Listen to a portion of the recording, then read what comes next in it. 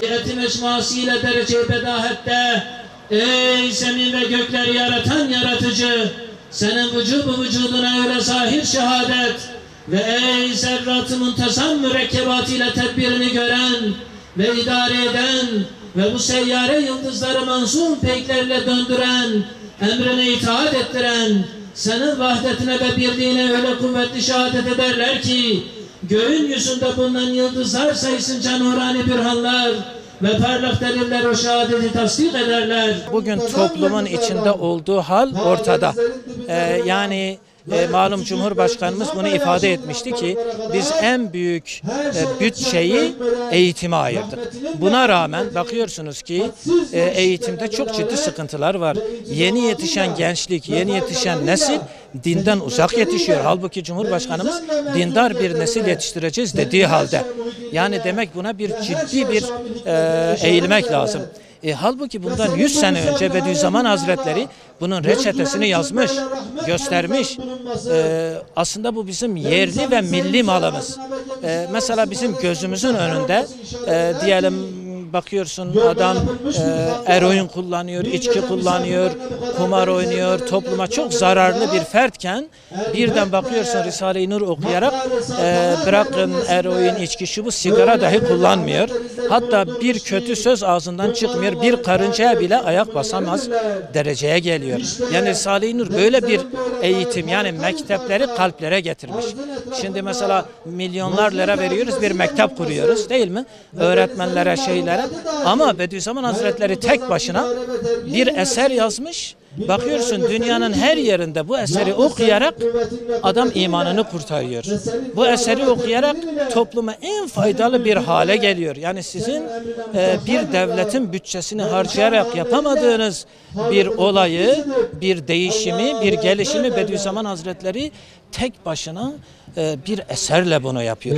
Nasıl yapıyor? Çünkü direkt insanlar ruhuna hitap ediyor, ruhuna.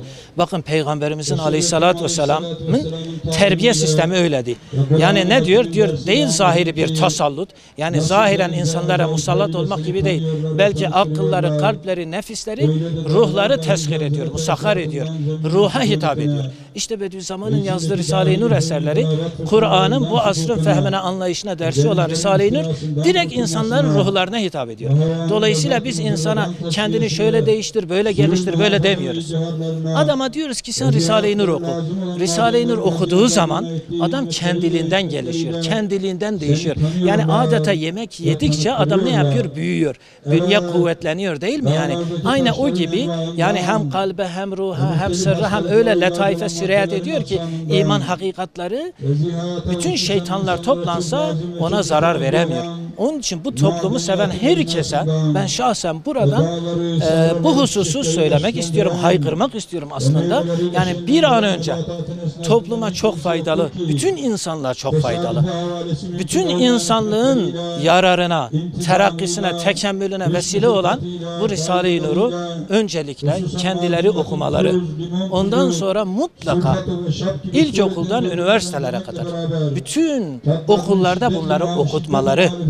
Ondan sonra mesela şimdi gerçi 50'nin üzerinde dile tercüme edilmiş, dünyanın her yerinde okunuyor. Ama mesela bilhassa hapishanedekilere, bakın hapishaneye adamı niye alıyorlar? Ta ki terbiye olsun. Çıkınca daha vahşileşiyor.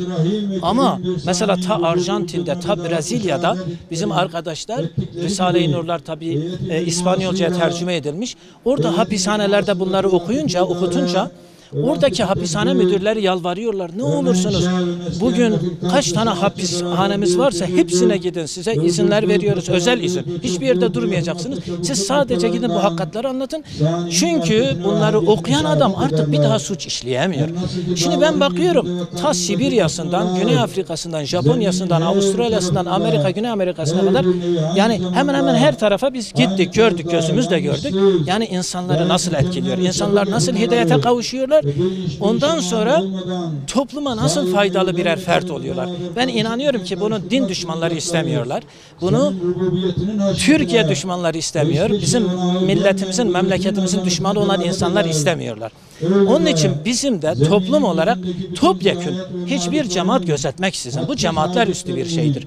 Yani bu Risale-i Nur direkt Kur'an'ın malıdır. Nasıl ki Kur'an bütün Müslümanların malıdır, Risale-i Nur da Kur'an'ın tefsiri olması hasebiyle hem de bu asrın fehmine, anlayışına bir dersi olması hasebiyle bütün cemaatlerin üstünde bütün ehli imana faydalı, bütün ehli imanın istifade edeceği bir eserdir. Semavi dinler için de büyük bir nimettir Risale-i Nur.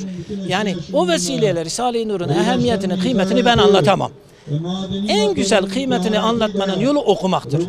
Risale-i Nur'u okuyunca kendileri de anlayacaklar ki yani nasıl bir değişim, dönüşüm yaşanıyor insanın ruhunda. Bütün herkese, bütün yetkililere rica ediyoruz ki bir an önce bizim kendi yerli ve milli malımız olan ve bu asra Allah'ın bir lütfu, bir hidayeti olan Risale-i Nur hakikatlarını esas alalım.